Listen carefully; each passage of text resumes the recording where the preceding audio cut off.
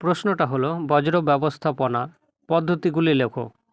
3 মার্কসের এই কোশ্চেনটা থাকে বা 3 নম্বরে, যার আনসারটা হবে বজ্র বস্তু বা পদার্থগুলিকে সম্পূর্ণ বিজ্ঞানসম্মতভাবে নিষ্কাশন করা অথবা পুনরায় ব্যবহার করা পদ্ধতিকে বলে বজ্র ব্যবস্থাপনা।